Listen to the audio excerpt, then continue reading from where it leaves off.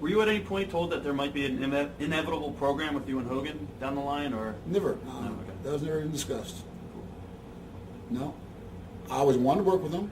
I respected him and thought, to this day, he's a huge name in the business. He could walk out there right now and he'll get a huge ovation, you know. Right. So, but never promised. I don't know. Like I said, I've done under promises, or you don't have to promise me anything. You know what I mean? You're my boss. Right. You know, you don't owe me anything other than pay me. If I work, you pay me. So, you know, I don't need any promises. You know, and he never promised me anything. Okay. What actually happened with your motorcycle accident? And is it true that you actually have a plate in your arm? Yeah, I do. There's 7. It's about this long, and there's 7 screws down through both bones right there. Wow. That actually the bone came through 2 spots. I actually was into a curve that was a lot more of a curve than I thought. It Right. was a dusk, and boy, when you track a 700-pound Harley into a curve, and you're going too fast. And it was banked the wrong way. It was instead of banked this way, it went this way. It was banked kind of this way. Right. So everything was working against me. And just when I came around that curve, there was a car there at the same time. I mean, it was just... Yeah, lucky. I've had a lot of lucky things happen, but...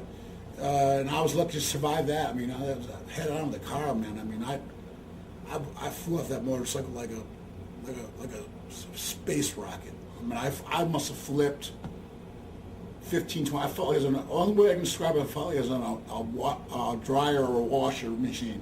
It tumbled. I mean, man. And there was trees everywhere. I missed every tree. So, I mean, my arm was real bad. They were thinking about the doctors at the hospital in Atlanta before Andrews in Birmingham, who's, God, I love to death. He's my man. Right. They were talking about cutting my arm off.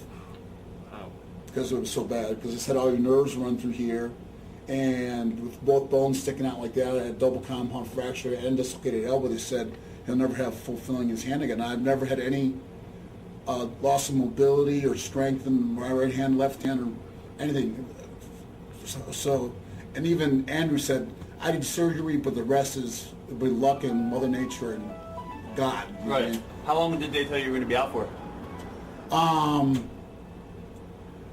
They said it would probably be about, well, they're not exact bones, you know. It's kind of like when we keep it in x-rays until it's healed. You know? Right. They felt probably about 5-6 months when I came back. I usually came off injuries faster than most, luckily. I usually did. Fortunately, I never missed a match in my whole career, so I was lucky there too. But I mean, durability-wise. Right. So, which I think is a big plus for promoters, because you know, push come to shove, some guys get a great reaction, but they're hurt at the time, you know. Right. And I very rarely got hurt. Right. And I mean, knock on wood once again, but I was very fortunate. I hardly ever missed a match my whole career due to injuries. So I've been hurt. Right. But I mean, I was also taught by Matt Suit, if you can walk to the ring, you can wrestle. Right. You know. So, you know, you don't be a baby and say, oh, my shoulder hurts, or a little bit of, you know, I separated both my shoulders, the bone sticks out here. I didn't even know it. Because I wrestled, I had a ruptured disc I wrestled with, didn't know it.